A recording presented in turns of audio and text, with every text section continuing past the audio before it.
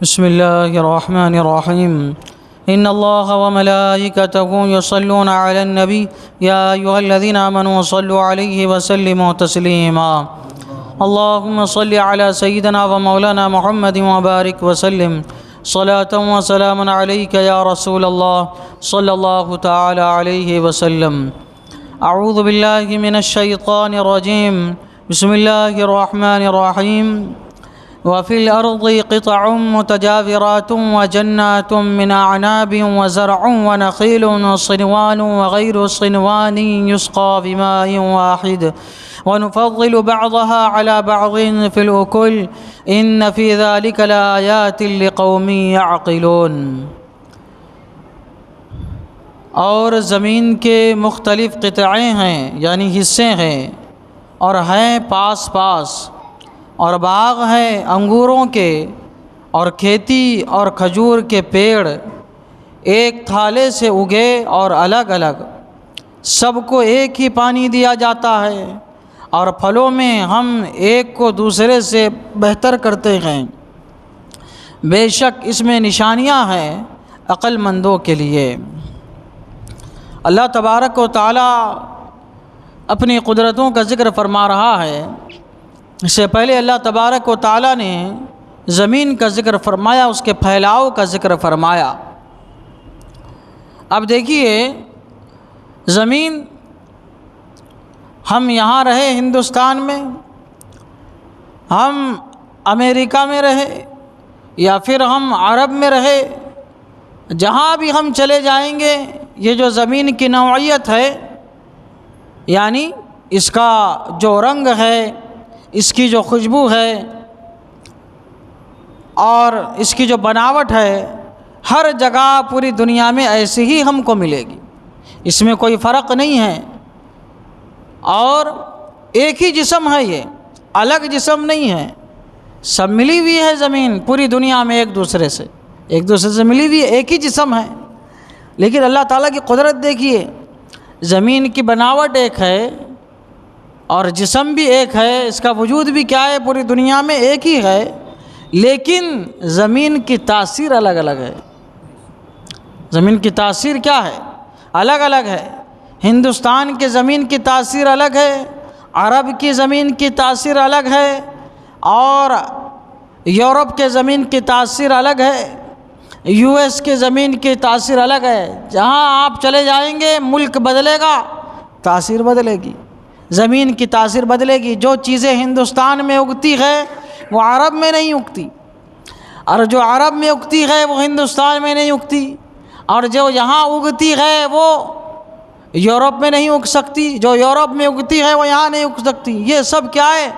اللہ تبارک و تعالیٰ نے تاثیریں الگ الگ بنائی۔ پھل، سبزی، غلہ سب جگہ الگ الگ پیدا ہوتا ہے، لیکن آپ اور غور و فکر کیجئے، اللہ کی قدرت دیکھیے۔ یہاں ہم زمین میں کوئی چیز بو رہے ہیں، یہ چیز ہم کو عرب میں نہیں مل رہی ہے، زمین وہی ہے، اور جس چیز سے بو رہے ہیں، جو چیز بڑھانے والی ہے غذا کو، درخت کو، پھل کو، وہ کیا ہے؟ پانی ہے۔ پانی ایک ہی ہے، جیسا زمین ایک ہے ویسے کیا ہے؟ پانی ایک ہے۔ زمین بھی ایک ہے، پانی بھی ایک ہے، لیکن کیا ہے؟ اگنا الگ الگ ہے۔ درخت کیا ہے؟ الگ الگ ہے۔ اللہ کی قدرت دیکھیے آپ، اللہ تبارک و تعالیٰ نے یہ ایسا کیوں کیا؟ اللہ تعالیٰ نے زمین میں تاثیریں الگ الگ رکھی۔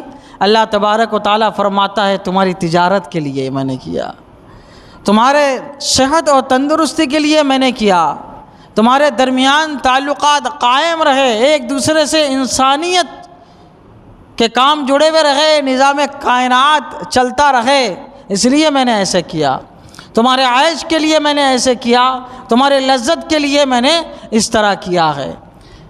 اللہ تبارک و تعالیٰ فرماتا ہے وَفِي الْأَرْضِ قِطَعٌ مُتَجَاوِرَاتٌ، اور زمین کے مختلف قطعے ہیں یعنی حصے ہیں زمین کے، اور ہے پاس پاس۔ زمین کیا ہے؟ اس کی نوعیت کیا ہے؟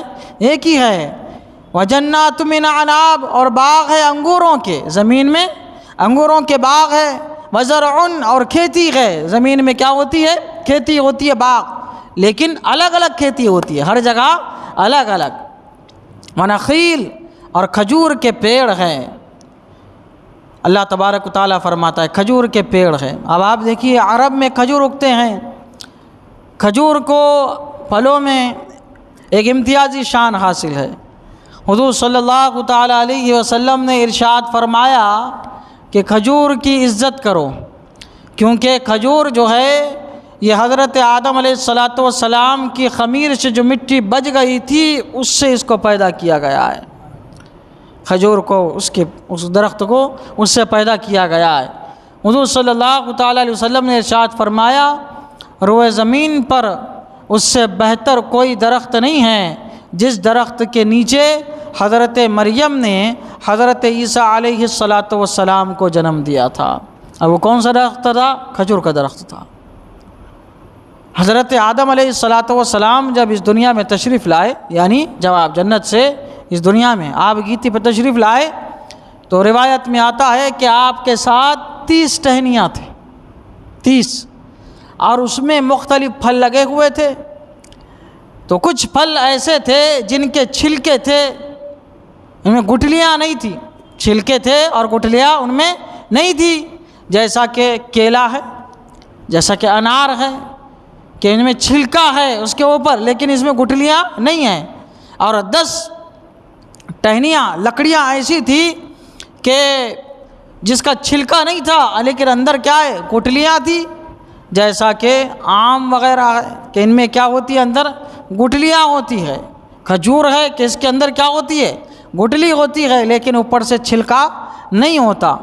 اور کچھ پھل ایسے تھے کہ 10 پھل ایسے تھے کہ جس میں نہ چھلکا تھا نہ گٹھلی تھی، جیسا کہ کون سا پھل ہے؟ انگور ہے۔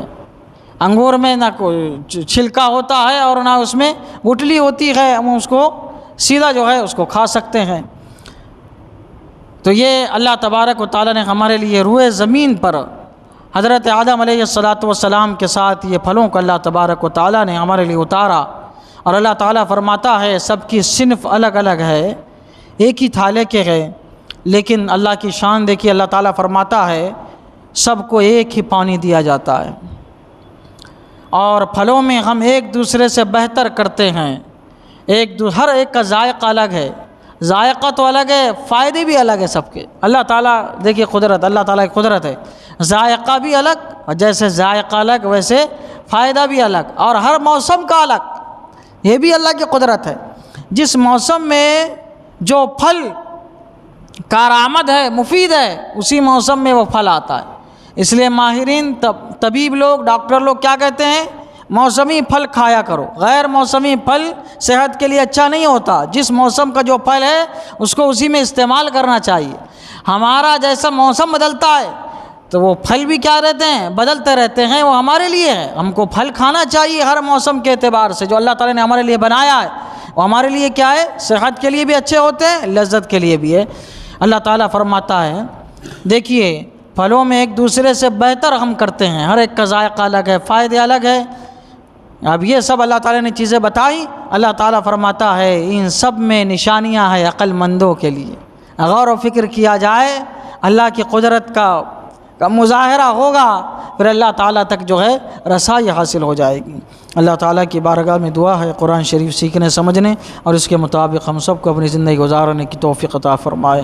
اشہد ان لا الہ الا اللہ و اشہد ان محمدا عبدہ ورسولہ، وصلی اللہ تعالی علی سیدنا محمد وعلی آلہ وصحبہ اجمعین برحمتک یا ارحم۔